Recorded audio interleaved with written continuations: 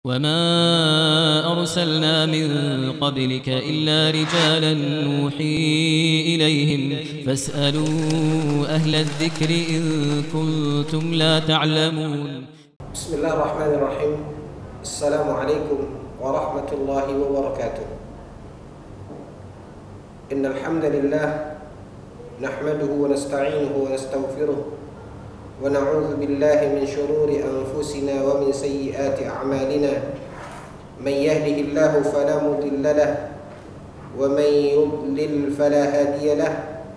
أشهد أن لا إله إلا الله وحده لا شريك له وأشهد أن محمدا عبده ورسوله لا نبي بعده. Ikhwatal iman, puji dan syukur kita menajatkan kehadirat Allah Azza wa Jalla. Salawat beserta salam pada junjungan kita Nabi Muhammad sallallahu alaihi wasallam.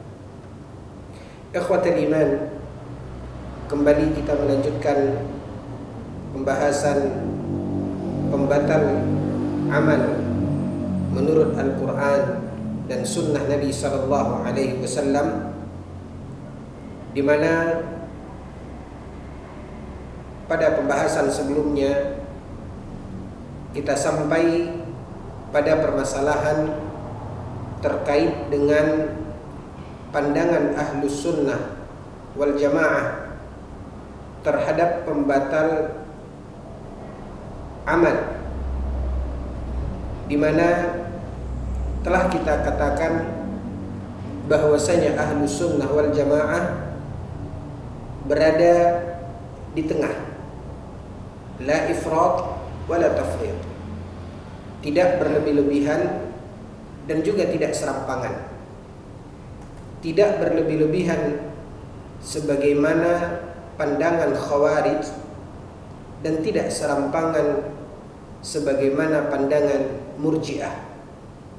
Maka Ahlus Sunnah wal Jamaah berdasarkan apa yang difirmankan oleh Allah Tabaraka wa Ta'ala di dalam Al-Quranul Karim dan apa yang disabdakan oleh Nabi sallallahu alaihi wasallam di dalam hadisnya, maka telah kita katakan di mana dasar keimanan Ahlus Sunnah terkait dengan bab ini adanya pembatal secara keseluruhan amal, yaitu ketika seorang mukmin melakukan satu perbuatan, baik itu amalul qalbi, perbuatan hati, ataupun lisan, ataupun perbuatan pada anggota tubuhnya.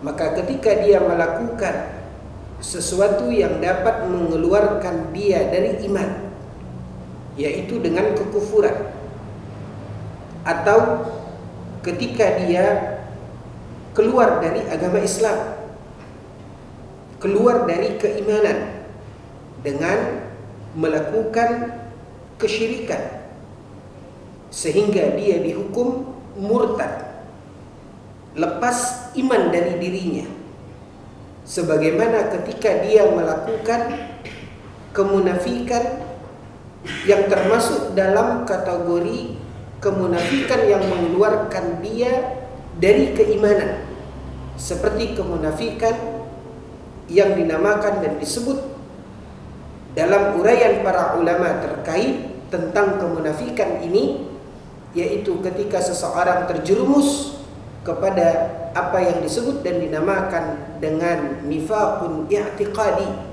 yaitu kemunafikan secara i'tiqad.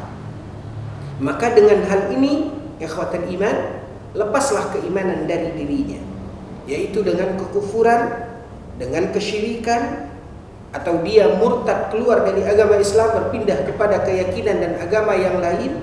Begitu juga ketika dia terjerumus melakukan kemunafikan yang termasuk dalam kategori nifaq i'tiqadi, kemunafikan secara i'tiqad, keyakinan. Maka dengan itu ikhwatal iman, artinya dia telah dihukum keluar dari iman dan hilanglah dari dirinya keimanan tersebut. Maka bila ini yang terjadi pada diri seseorang, la samahallah, semoga Allah Subhanahu wa taala menjauhkan kita dan orang-orang yang kita cintai yang ada di sekitar kita, keluarga kita, keturunan kita, dari kekufuran, kesyirikan, kemunafikan dan kemurtadan ini. Maka apabila yang ini terjadi, ikhwatal iman, maka sia-sialah, hilanglah, terhapuslah amal yang pernah dia kerjakan semasa hidupnya. Nanti kita akan lihat lebih dalam dalil-dalil di dalam Al-Quranul Karim dan juga di dalam sunnah Nabi SAW yang sahih.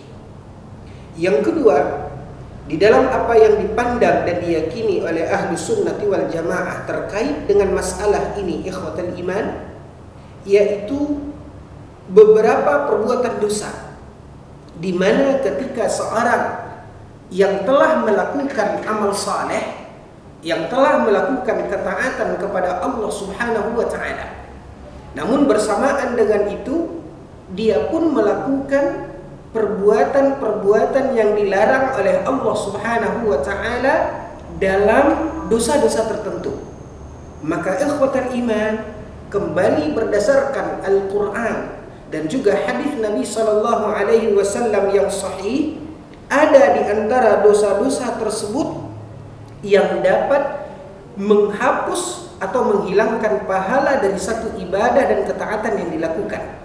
Sebagaimana juga ada dosa-dosa tersebut yang menyebabkan nuqsanil ajri wa thawab, yaitu berkurangnya pahala dan ganjaran dari kebaikan dan amal saleh yang dia kerjakan tersebut. Maka ikhwatal iman azani Allah wa iyyakum, berdasarkan dalil-dalil di dalam Al-Quran dan di dalam hadis Nabi SAW yang sahih, di mana adanya dosa-dosa yang dapat merusak dan menggugurkan baik itu secara keseluruhan amal tertentu atau mengurangi pahala dan ganjaran dari sebuah amal yang pernah dia kerjakan. Berbeda dengan poin yang pertama, yang tadi kita katakan kekufuran, kemurtadan, kemunafikan, dan kesyirikan yang menjerumuskan pelakunya keluar dari iman, maka ikhwatal iman azani Allah wa iyyakum, hal ini dapat menghapus dan menghilangkan semua kebaikan dan amal saleh yang pernah dia lakukan. Semua amal saleh dan kebaikan yang pernah dia kerjakan, apapun itu, maka hal tersebut akan sia-sia, akan hilang dan tidak bernilai di sisi Allah Subhanahu wa taala. Nah, ikhwatal iman a'azzani Allah wa iyyakum, untuk melengkapi pembahasan dan uraian terkait dengan poin yang kita sampaikan ini, maka kita lanjutkan pembahasan kita, yaitu tentang mubtilatil a'mal, yaitu tentang hal-hal yang dapat membatalkan amal. Apakah membatalkan secara keseluruhan seperti kekufuran, kesyirikan, murtad, kemunafikan yang mengeluarkan pelakunya dari iman, ataukah juga termasuk pembatal amalan ketika seseorang melakukan perbuatan dosa yang mengakibatkan satu amalan tertentu akan dibatal dan tidak bernilai di sisi Allah Subhanahu wa taala.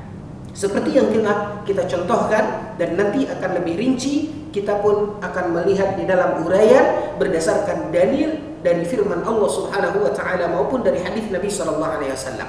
Di antaranya ikhwatal iman, seperti seseorang yang bersedekah, sebuah kebaikan dan amal saleh yang dilakukan oleh seseorang. Namun ikhwatal iman, kendati pun dia telah melakukan amal saleh ini, yaitu sedekah tadi, lalu kemudian dia terjerumus melakukan perbuatan dosa yang dilarang oleh Allah Subhanahu wa taala yang dapat menghapus pahala sedekahnya tersebut. Allah Subhanahu wa taala berfirman, kata Allah tabaraka wa taala di dalam Al-Qur'an, la tubtilu shadaqatikum bil manni wal adha. Kata Allah Subhanahu wa taala di dalam Al-Qur'an, wahai orang-orang yang beriman, la tubtilu shadaqatikum bil manni wal adha. Janganlah kalian membatalkan sedekah kalian, menggugurkan pahala dari amal yang telah kalian lakukan, yaitu berupa sedekah, jangan kalian gugurkan. Dengan apa? Bil manni wal adha, yaitu dengan dia mengumpat, dengan dia mencaci orang yang telah dia beri sedekah tersebut. Maka bila seseorang melakukan perbuatan ini, dan ini termasuk yang dilarang oleh Allah Subhanahu wa taala dan hukumnya haram yang menyebabkan pelakunya berdosa, maka di samping dia berdosa karena dia telah melakukan kesalahan, dalam melakukan perbuatan yang dilarang oleh Allah Subhanahu wa taala, maka bersamaan dengan itu sedekah yang telah dia kerjakan akan sia-sia. Maka terkait amal tertentu, adanya dosa-dosa tertentu yang dapat membatalkan pahala dari amal ini, berdasarkan apa yang difirmankan oleh Allah Subhanahu wa taala di dalam Al-Qur'an ataupun yang disabdakan oleh Nabi sallallahu rabbi wa salamuhu alaihi di dalam hadis-hadis yang sahih. Maka ikhwatal iman, inilah yang akan kita lihat ke depannya, poin demi poin, berdasarkan dalil-dalil yang ada, baik di dalam Al-Qur'an maupun di dalam hadis Nabi sallallahu alaihi wasallam, yang akan kita uraikan satu persatu biiznillah wabillahi at-taufiq. Ikhwatal iman, sahabat Najiyah TV dimanapun antum berada, yang pertama yang dapat membatalkan amal saleh atau amal yang dilakukan oleh seseorang, yang pertama yaitu al-kufur, kekufuran. Yang kedua asyirk, kesyirikan. Dan yang ketiga ikhwatal iman ar-riddah, yaitu kemurtadan, dan kemudian an-nifaq, yaitu kemunafikan. Maka ikhwatal iman, perlu kita ketahui anna man mata wa huwa kafir au musyrik au murtad, ketahuilah ikhwatal iman bahwasanya barang siapa yang meninggal dunia, nas'alullah as-salamata wal afiyah, seseorang yang meninggal dunia dalam kekufuran, atau dia meninggal dunia dalam kesyirikan, dan tentu dalam pembahasan bab kesyirikan ini ikhwatal iman, para ulama menguraikan tentang pembagian dari perbuatan syirik, di mana ada di antara kesyirikan-kesyirikan yang dilakukan oleh seseorang, kendati pun dia mengaku dan merasa dirinya beriman, tapi ketika dia melakukan kesyirikan,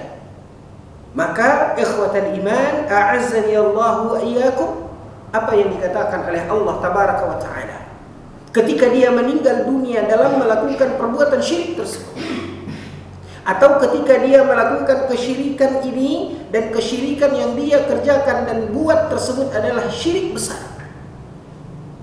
Allah Subhanahu wa taala berfirman di dalam Al-Qur'an, "Wa laqad uhiya ilaik wa ilal ladzina min qablika la in asyrakta la yahbatanna 'amaluk."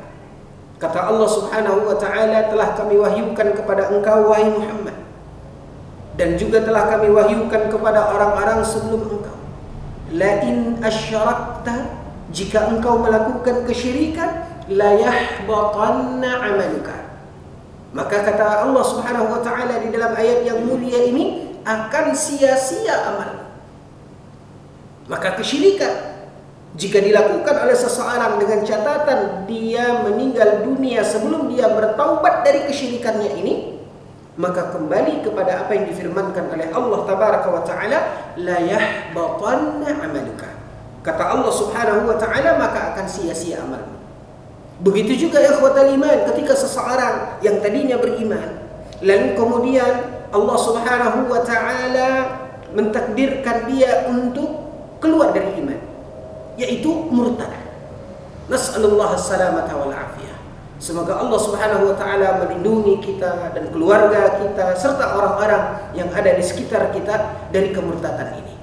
Maka jika seseorang meninggal dunia dan dia tidak bertaubat untuk kembali kepada keimanannya, kembali kepada agama yang telah Allah Subhanahu wa taala ridhai ini, dan kemudian dia wafat, dia meninggal dunia, maka sia-sia amal saleh dan kebaikan yang pernah dia kerjakan. Ikhwatal iman,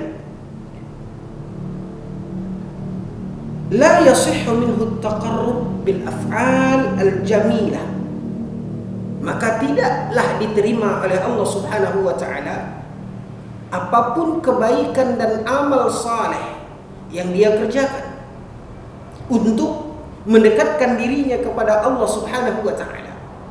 Apakah mungkin dia bersedekah, ataukah dia adalah orang yang sangat menjaga hubungan baik dalam silaturahim, ataukah dia adalah orang yang paling mulia kepada tetangganya, atau perbuatan-perbuatan baik yang lainnya, maka hal itu tidaklah bernilai di sisi Allah Subhanahu wa taala.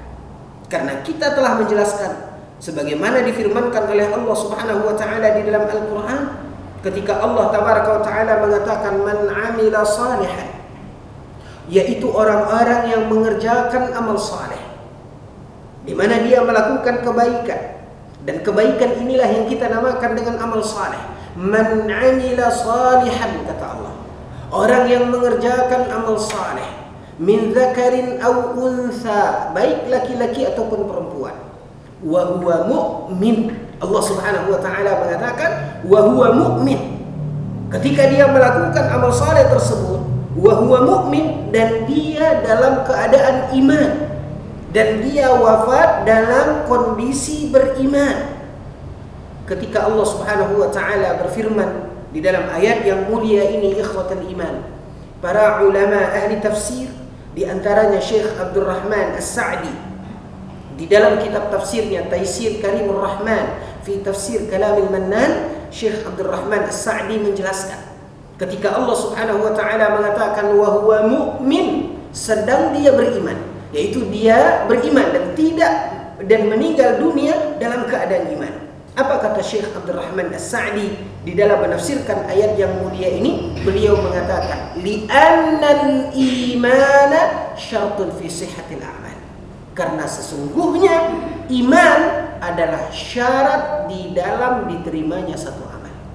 Artinya tanpa iman, ikhwatal iman, maka akan sia-sia dan tidaklah bernilai amalan yang dilakukan.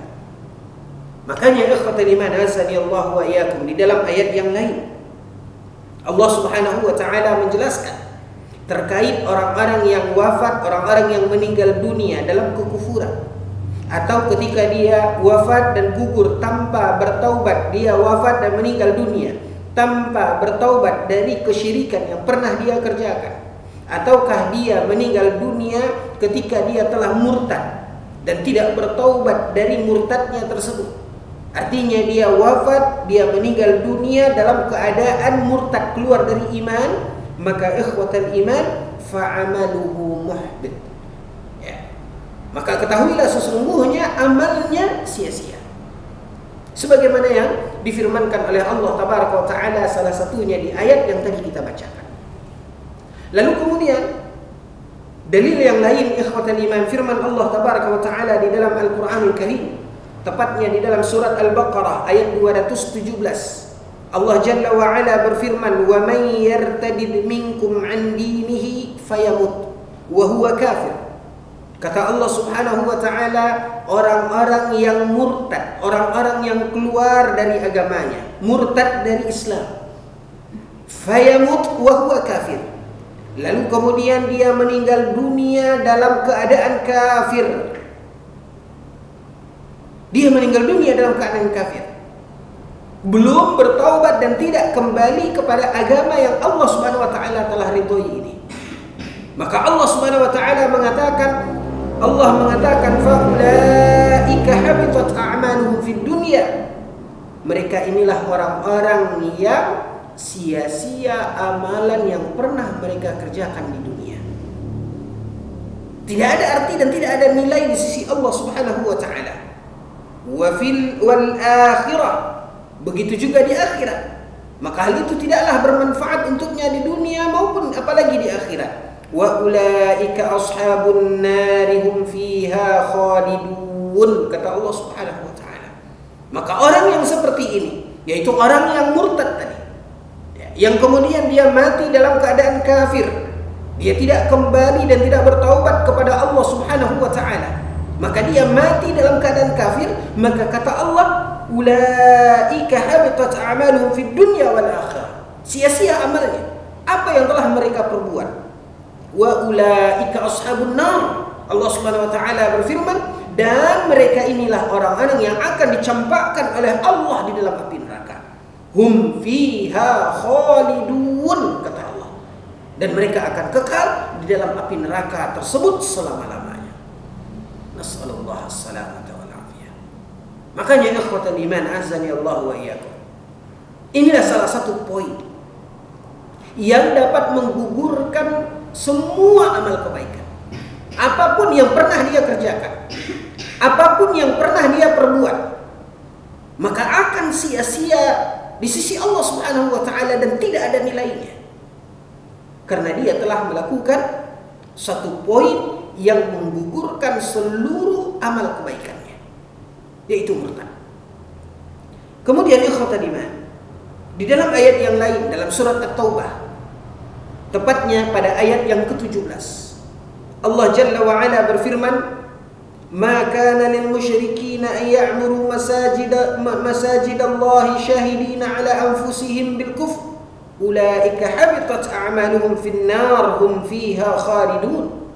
Kata Allah Subhanahu wa taala, tidaklah bagi orang-orang musyrikin, orang-orang yang berbuat kesyirikan, an ya'muru masajidallah, di mana mereka termasuk orang-orang yang memakmurkan masjid-masjid Allah. Itu tidak akan mungkin, kata Allah Subhanahu wa taala, diingkari oleh Allah. Maka lil musyrikin, tidak akan mungkin.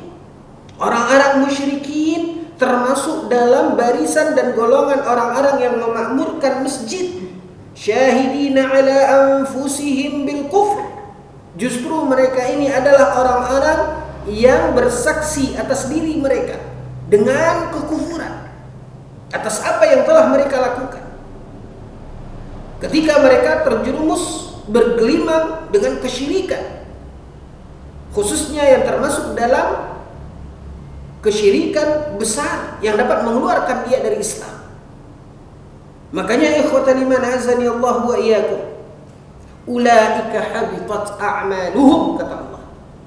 Mereka ini adalah orang-orang yang sia-sia amal mereka. Tidak ada nilainya di sisi Allah Subhanahu wa taala. Wa fil narihum khalidun. Dan mereka kelak akan kekal di dalam api neraka. Lalu kemudian ikhwatan iman, Allah tabaraka wa taala juga berfirman, tepatnya di dalam surat Al-A'raf ayat 147. Walladzina kadzdzabu biayatina wa liqa'il akhirah. Kata Allah Subhanahu wa taala terhadap menceritakan orang-orang kafir, di mana mereka tidak beriman kepada Allah, kepada ayat-ayat Allah Azza wa Jalla. Allah Subhanahu wa taala mengatakan, dan orang-orang yang mengingkari ayat-ayat Allah, wa liqa'il akhirah, dan mereka mengingkari pertemuan di hari akhirat, yaitu mereka mengingkari hari akhirat. Mereka tidak mengimaninya. Mereka berada di dalam kekufuran.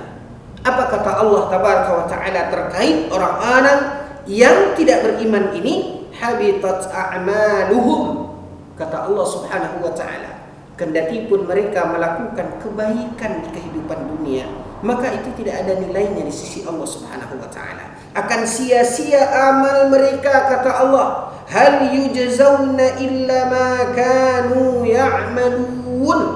Dan Allah akan memberikan balasan dan ganjaran azab dari apa yang telah mereka kerjakan tersebut. Maka ikhwatal iman, dari 3 ayat yang telah kita bacakan ini, bagaimana Allah Subhanahu wa taala menjelaskan ketika seseorang murtad, keluar dari Islam, lalu kemudian dia mati dalam keadaan kufur, sebagaimana orang-orang yang bergelimang dengan perbuatan syirik besar yang telah dilarang oleh Allah Subhanahu wa taala. Ketika dia melakukan itu, di mana dia telah memenuhi syarat dan tidak ada laginya penghalang untuk dia dihukum kafir, keluar dari iman. Begitu juga orang-orang yang memang pada dasarnya dia berada di luar iman, Artinya dia seorang yang tidak beriman. Dia adalah seorang yang kafir. Allah Subhanahu wa taala mengatakan habitat a'maluhum. Sia-sia amalnya. Sebagaimana Allah Tabaraka wa taala juga berfirman di dalam surat Al-Maidah ketika Allah Subhanahu wa taala mengatakan wa may yakfur bil imani faqad habita 'amaluhu wa huwa fil akhirati minal khasirin. Kata Allah Subhanahu wa taala, dan orang-orang yang mengingkari keimanan, orang-orang yang mengingkari iman, dia tidak beriman, faqad habita 'amaluhu, maka akan sia-sia amalnya, wa huwa fil akhirati minal khasirin, kata Allah. Dan dia di hari akhirat, yaitu pada yaumil akhir, maka dia termasuk orang yang merugi. Sebagaimana difirmankan oleh Allah Subhanahu wa taala pada ayat-ayat sebelumnya, di akhirat Allah akan campakkan mereka ke dalam api neraka. Allah akan siksa dan azab mereka karena kekufurannya tadi. Karena penolakan dia terhadap keimanan tadi, maka Allah Subhanahu wa taala akan azab mereka di akhirat di dalam api neraka, hum fiha khalidun, dan mereka kekal di dalamnya selama-lamanya. Allah Subhanahu wa taala juga berfirman, ikhwatal iman, tepatnya di surat Muhammad ayat 34, Allah Tabaraka wa taala mengatakan innal ladzina kafaru wa saddu an sabilillah thumma matu wa hum kuffarun falan yaghfirallahu lahum. Maka Allah dikatakan oleh Allah Subhanahu wa taala, sesungguhnya orang-orang yang kafir, orang-orang yang tidak beriman, wasaddu an sabilillah, dan mereka menghalangi jalan Allah. Orang-orang kafir, maka mereka menghalangi jalan Allah. Thumma matu, kemudian mereka mati. Wahum kuffar, dalam keadaan kafir tersebut, dalam keadaan tidak beriman ini. Falan yaghfirallahu lahum, maka Allah tidak akan mengampuni mereka. Inilah kaum muslimin yang dimuliakan oleh Allah Tabaraka wa ta'ala.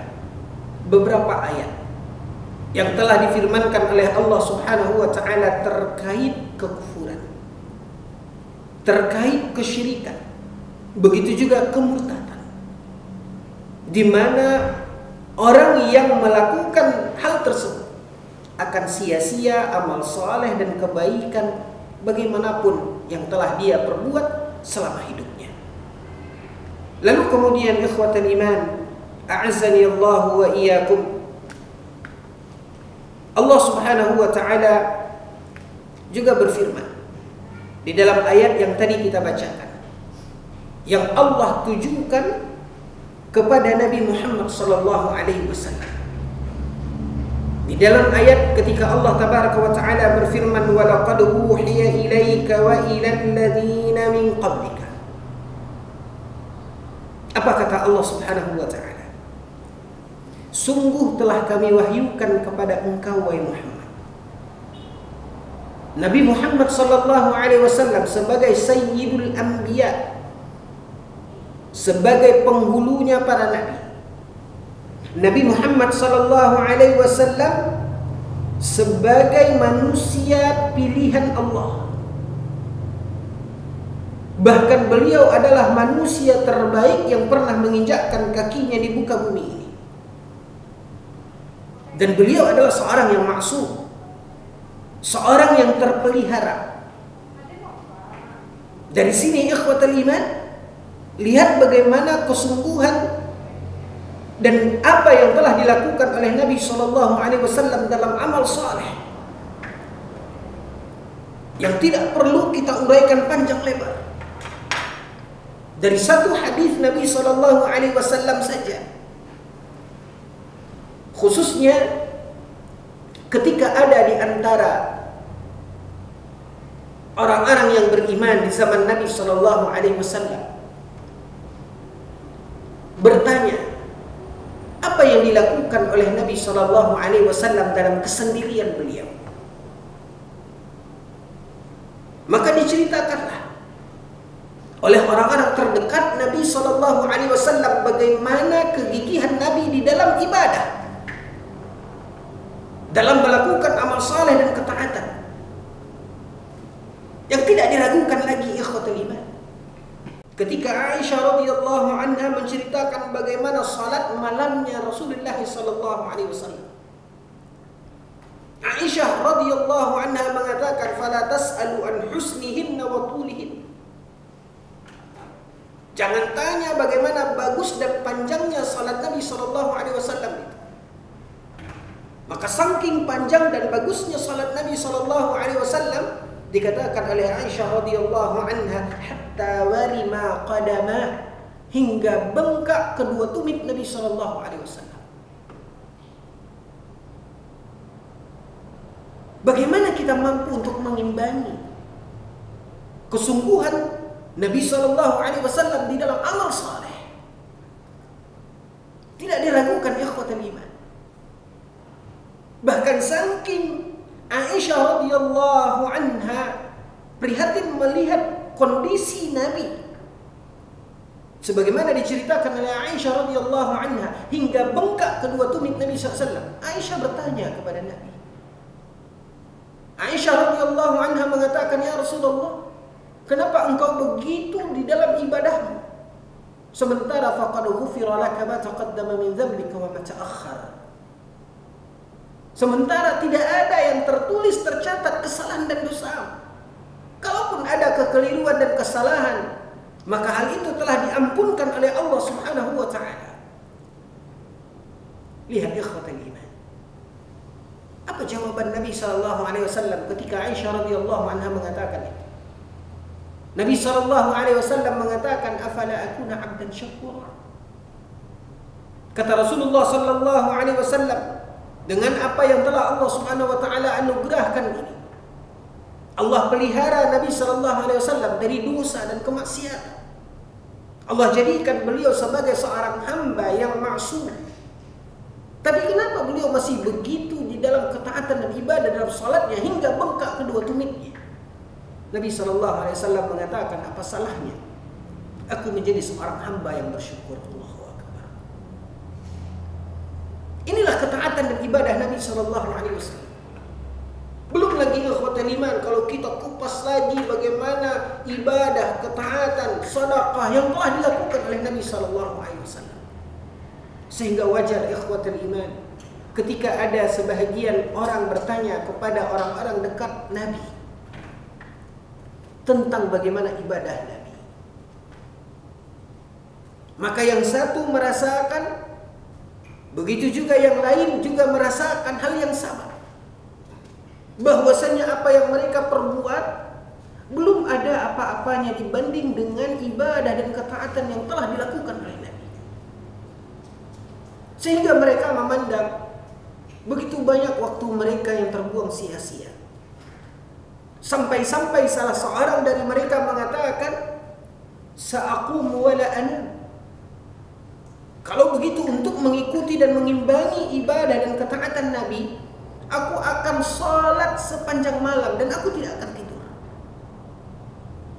Yang kedua kemudian mengatakan, "Sa'asumu wa la uftir." Ketika dia mendengar bagaimana puasa Nabi SAW, maka dia pun merasa bahwasanya apa yang telah dia lakukan belum ada seujung kuku Nabi. Begitu banyak waktu yang telah dia sia-siakan, sehingga kemudian dia mengatakan, aku akan berpuasa dan aku tidak akan pernah tidak puasa.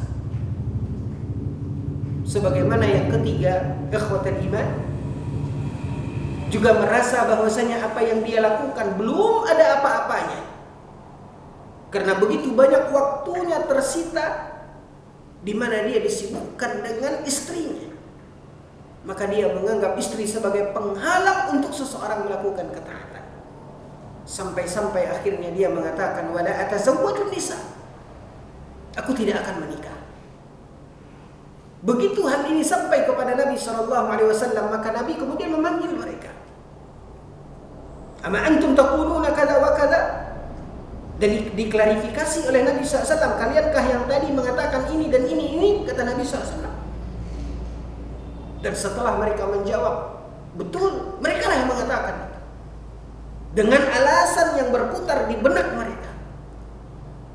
Apa kata Nabi SAW? Inni atqakum. Aku adalah orang yang paling bertakwa di antara kalian. Aqumu wa anam, wa asumu wa uftir, wa atazawwaju nisa. Apa kata Nabi SAW? Aku adalah orang yang paling bertakwa di antara kalian. Ada kalanya aku qiyam pada malam, kata Nabi SAW, dan sebagian malam aku tidur. Ada kalanya hari di mana aku berpuasa, dan ada kalanya hari di mana aku tidak puasa. Dan aku juga menikah, kata Nabi SAW. Hadis yang masyhur, ikhwatal iman, hadis yang sahih, yang menceritakan tentang gambaran bagaimana ibadah dan ketaatan Nabi SAW. Ikhwatal iman, kendati pun demikian, Allah Subhanahu wa ta'ala mengingatkan dalam ayat ini pada apa yang telah dilakukan oleh Nabi SAW berupa ketaatan dan ketaatan ini. Apa kata Allah? Walaqad uhiya ilaika. Telah kami wahyukan kepada engkau wahai Muhammad, wa ilal ladzina min qablika, sebagaimana kami telah wahyukan kepada nabi-nabi sebelum, manusia-manusia yang telah dipilih oleh Allah Subhanahu wa ta'ala untuk mengemban risalah Allah dari para anbiya wal mursalin, dari para nabi dan rasul. Keistimewaan, kesungguhan mereka di dalam melakukan ibadah dan ketaatan. Maka kata Allah tabaraka wa ta'ala, apa yang Allah wahyukan kepada Nabi Muhammad dan apa yang Allah wahyukan kepada nabi-nabi dan rasul, yang tentu ketaatan mereka adalah ketaatan super. Apa yang Allah Subhanahu wa ta'ala katakan? Allah mengatakan, bagaimanapun ketaatan yang telah kalian lakukan, apapun amal saleh yang telah kalian perbuat, sebagaimana yang telah diuraikan, Allah mengatakan, la in asyrakta, jika engkau melakukan kesyirikan, maka ibadahmu yang menggunung, seolah-olah Allah mengatakan demikian, maka hal itu akan sia-sia. Maka ikhwatal iman, inilah yang menjadi catatan pembahasan kita. Kekufuran, kesyirikan, kemurtadan, dan termasuk juga di sana an-nifaq, kemunafikan. Khususnya dalam bab nifaq i'tiqadi. Seperti apa yang terjadi di zaman Nabi SAW, khususnya di fatrah Madaniyah setelah Nabi SAW hijrah. Munculnya orang-orang yang kita kenal dalam sejarah dengan apa yang disebut dengan orang munafik. Bagaimanapun mereka menampakkan keimanan, sementara mereka menyembunyikan kekufuran. Bertemu dengan orang-orang yang beriman, mereka mengatakan kami beriman, tapi ketika mereka sudah berkumpul dengan sejenisnya, orang-orang musyrikin, orang-orang kufar, mereka mengatakan wa ma hum bimu'minin. Dalam ayat yang lain Allah Subhanahu wa taala mengatakan innama nahnu mustahzi'un, kami tadi hanya berolok-olok. Makanya Allah Subhanahu wa taala nyatakan sikap mereka ini, kemunafikan ini. Apa kata Allah? Wa ma hum bimu'minin, kata Allah. Sesungguhnya mereka itu tidak beriman. Artinya mereka ini masuk ke dalam golongan salah satu dari poin yang tadi kita sebutkan. Habitat a'maluhum, akan sia-sia amal mereka, apapun yang sudah mereka perbuat. Makanya ikhwatul iman, inilah dia poin yang pertama, kedua dan ketiga dari apa yang dapat menggugurkan kebaikan dan amal yang pernah kita lakukan. Maka akan gugur dan sia-sia semua amal kebaikan, sebagaimana yang telah ditegaskan kembali oleh Allah Subhanahu wa taala. Sebesar apapun dan sebanyak apapun kebaikan yang pernah dia ukir, yang tadi kita coba untuk menelaah, melihat dari apa yang Allah Subhanahu wa taala nyatakan langsung kepada Nabi Muhammad SAW. Yang kita tahu bagaimana kebaikan yang dilakukan oleh Nabi, bagaimana kesungguhan dan kegigihan Nabi di dalam ibadah, dalam amal saleh. Tapi dengan kesyirikan akan sia-sia. Inilah ikhwatul iman, azani Allah wa iyyakum, poin pembahasan kita pada sesi kali ini terkait dengan pembatal amal menurut Al-Quran dan Sunnah Nabi Sallallahu Alaihi Wasallam. Wa sallallahu ala nabiyina Muhammad wa ala alihi wa sahbihi wasallim. Mungkin sampai di sini pembahasan kita. Wallahu taala alam. Wa sallallahu ala nabiyina Muhammad wa ala alihi wa sahbihi wasallim. Sebelum kita akhiri ikhwatal iman, sepertinya belum ada pertanyaan yang masuk.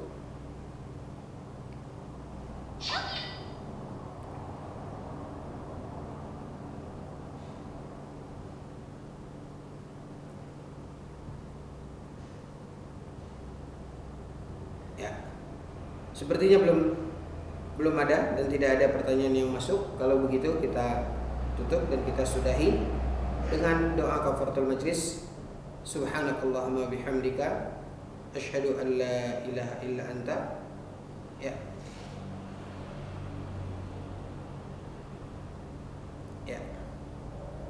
Ini ada pertanyaan. Bagaimana hukumnya memakan makanan yang dipakai untuk sesajen? Ya, ada makanan yang digunakan untuk sesajen, persembahan ke tempat-tempat yang dianggap keramat. Ya, dan ini jelas ikhwatal iman adalah salah satu bentuk perbuatan syirik. Ya. Lalu kemudian kita tahu ada makanan yang diletakkan untuk persembahan seperti itu. Ya, apakah dinamakan sesajen dan sejenisnya, apapun penamaannya. Ya. Apakah itu dilakukan oleh orang-orang kafir atau oleh sebagian kaum muslimin dengan keyakinan mereka tanpa mereka sadari dan ketahui apa yang mereka lakukan itu adalah sesungguhnya kesyirikan. Nah, pertanyaannya, bagaimana hukumnya kita memakan makanan ini? Ikhwatal iman, a'azzani Allah wa iyyakum. Di antara makanan yang dilarang oleh Allah Subhanahu wa taala untuk kita memakannya, ketika Allah Subhanahu wa taala mengatakan diharamkan, yaitu di antaranya adalah sembelihan yang dia disembelih dengan tujuan sembelihan tersebut untuk dipersembahkan kepada selain Allah Subhanahu wa taala. Dijelaskan dan dinyatakan oleh Allah Subhanahu wa taala di dalam Al-Qur'an. Yaitu Allah haramkan. Allah sebutkan beberapa poin yang diharamkan oleh Allah Subhanahu wa taala. Di antaranya adalah sembelihan yang disembelih tidak dengan menyebut nama Allah. Atau yang kita kenal dalam pembahasan para ulama, yaitu sembelihan yang disembelih dengan cara yang tidak syar'i, atau hewan yang tidak disembelih sehingga termasuk dalam kategori bangkai. Di antaranya apa? Yang Allah Subhanahu wa taala firmankan di dalam Al-Qur'an. Allah mengatakan dalam Al-Qur'an, wal munkhaniqatu wal mawqudatu wal mutaraddiyatu wan natihah. Di antaranya hewan yang mungkin terjatuh sebelum disembelih lalu kemudian dia mati.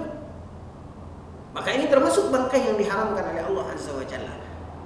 Kemudian dalam apa yang Allah Subhanahu wa taala jelaskan ini, salah satunya apa? Yaitu sembelihan yang disembelih untuk persembahan kepada selain Allah. Atau apa yang kita namakan dengan istilahkan dengan sesajen ini. Nah, ikhwatal iman azani Allah wa iyyakum. Kalau seandainya Allah Subhanahu wa taala mengharamkan sembelihan, kendati pun ketika menyembelihnya membaca nama Allah, mengucapkan bismillah, tapi tujuannya untuk persembahan tadi, Allah mengategorikan itu termasuk pada hal yang diharamkan, pada hal-hal yang diharamkan oleh Allah Subhanahu wa taala untuk kita makan. Maka berdasarkan ayat tersebut, ikhwatul iman, ya, hukumnya tidak boleh kita memakan walaupun tidak sembelihan. Mungkin itu buah-buahan ataukah itu makanan-makanan lain yang tidak termasuk dalam sembelihan, karena Allah Subhanahu wa taala mengharamkan sembelihan kendati pun dibaca nama Allah, cara penyembelihannya sesuai dengan syar'i, tapi ternyata makanan itu diperuntukkan untuk persembahan kepada selain Allah, Allah mengharamkan. Maka dari situ ikhwatal iman, kembali kita kepada pertanyaan, tidak boleh kita memakan makanan-makanan yang memang hal itu mereka peruntukkan untuk sesajen dan sejenisnya. Pertanyaan berikutnya, bagaimana hukumnya berpacaran dalam Islam sebelum menikah dengan niat supaya lebih kenal dan tidak menyesal? Nah, ikhwatal iman, azani Allah wa iyyakum, kembali kita kepada konsep yang telah diajarkan di dalam agama kita. Ada poin-poin, hal-hal yang dilarang dan diberi batasan di dalam agama kita. Apapun istilah dan penamaannya di masyarakat kita dikatakan berpacaran, ya, maka hal ini ikhwatal iman tidak ada di dalam agama Islam dan tidak ada di dalam syariat agama kita. Ya. Agama kita menghalalkan hubungan antara seorang laki-laki dan wanita, yaitu dengan pernikahan. Ya, bahkan apa yang kita istilahkan dadamakan, pacaran atau sejenisnya, hal ini justru membuka celah dan peluang masuknya syaitan untuk membuat kita tergelincir. Akan terjadinya hal-hal yang diharamkan di dalam agama kita, mulai dari masalah khalwat, mulai dari masalah hal-hal yang jelas-jelas mengarah kepada poin menjerumuskan kita kepada perbuatan keji yang dilarang dan diharamkan oleh Allah dan Rasulnya. Lalu kemudian ikhwatul iman, bagaimana hukumnya menikahi wanita hamil di luar nikah? Mungkin ini pertanyaan terakhir yang akan kita jawab pada sesi kali ini. Seorang wanita, semoga Allah Subhanahu wa taala melindungi anak keturunan kita dari hal ini, yaitu seorang wanita tergelincir melakukan perbuatan keji hingga kemudian dia hamil hasil dari hubungan di luar nikah. Ikhwatal iman, jika dia atau wanita tersebut hamil, bagaimana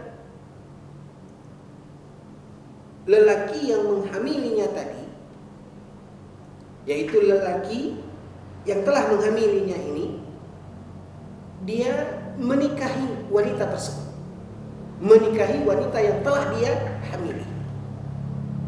Maka dalam hal ini ikhwatal iman, para ulama berbeda pendapat. Sebagian para ulama mengatakan hukumnya haram, karena sesungguhnya dia telah menikahi wanita tersebut dalam keadaan hamil. Ini pendapat yang pertama dari apa yang diuraikan oleh para ulama terkait hal ini.